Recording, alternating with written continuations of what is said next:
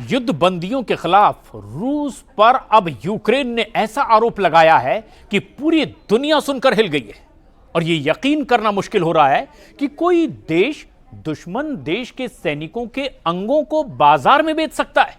यह दावा किया गया यूक्रेन के आर्मी ग्रुप के हेड की ओर से।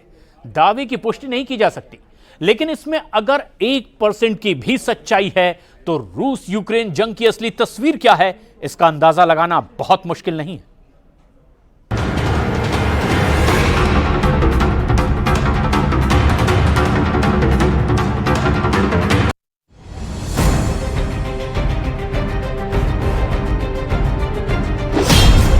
लाशों से रूस निकाल रहा बम,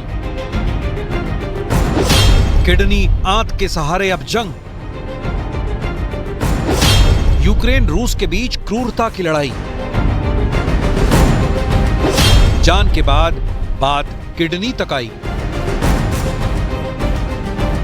यूरोप के पूर्व में दो देशों यानी रूस और यूक्रेन के बीच 3 साल से चल रही जंग अब इंसानियत के क्रूरतम चरित्र को दिखाने लगी है।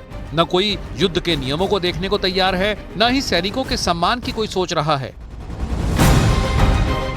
लड़ाई अब इस बात को लेकर है कि क्रूरता में यूक्रेनी फौज आगे निकलेगी या रूसी फौज। न ज़ेलेंस्की को किसी बात की परवाह है, न ही पुतिन को किसी का भय है। रेस इस बात को लेकर है कि विभत्सता का लवादा कौन कितने सलीके से उड़ता है।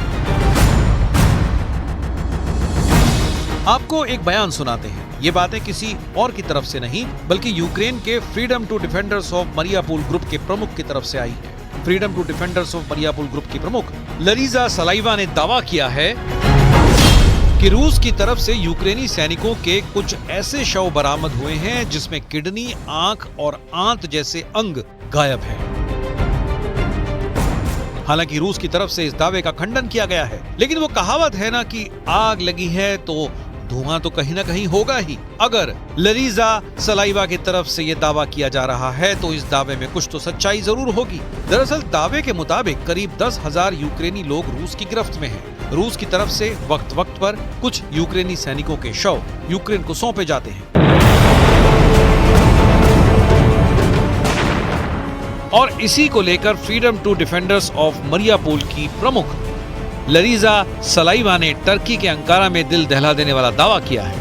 अंकारा में युद्ध बंदियों के परिवार और यूक्रेनी दूतावास की मीटिंग के दौरान लरीजा सलाइवा ने पूरी बात बताते हुए कहा कि सभी को पता है कि हमें सैनिकों के शव की अदला बदली के वक्त कई ऐसे शव मिलते हैं जिन्हें देखकर साफ पता चलता है कि सैनिकों के साथ क्रूरता की सारी हदें पार कर दी गई।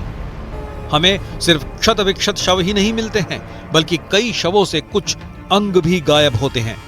ये वो खुलासा है जो युद्ध के इतिहास में न कभी सुना गया न ही देखा गया, लेकिन इस एक दावे ने रूस की हैवानियत को दुनिया के सामने लाकर रख दिया है। लरीजा सलाइवा अपने दावे में यहीं तक नहीं रुकती। वो इस बात को आगे बढ़ाते हुए कहती हैं कि सैनिकों के अंग को ब्लैक मार्केट में बेचा जाता है, जिससे मन माफिक पैसा रूसी सैनिक कमाते हैं। यानी सीधे शब्दों में कहें तो रूस यूक्रेनी सैनिकों के अंगों की कालाबाजारी कर रहा है। यूक्रेन की तरफ से इस दावे के साथ दुनिया के तमाम देशों से मदद की गुहार भी लगाई गई है।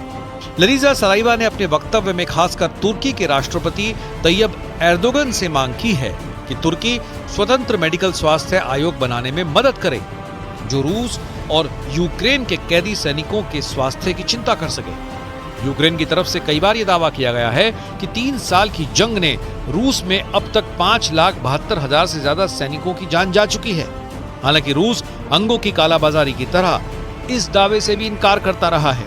रूस ने यूक्रेन के दावों पर पलटवार करते हुए कहा है कि ये एक झूठा प्रयास है। रूस के खिलाफ यूक्रेन के नागरिकों में नफरत भरने का प्रयास है ये। यूक्रेन प्रशासन इस तरह के बयानों से एक बार फिर अपने कर्मचारियों और यूक्रेनी आर्मी में जोश भरने की कोशिश कर रहा है।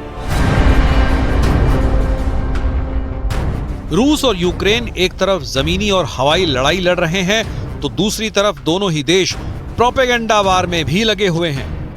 दुनिया के सामने दोनों देशों की तरफ से कई ऐसी जानकारियां मुहैया करवाई जाती हैं जिसको लेकर सबूत देने की बात जब भी आई, दोनों देश पीछे हट गए। सैनिकों के अंगों की कालाबाजारी की बात भी यूक्रेन की तरफ से बस जुबानी है।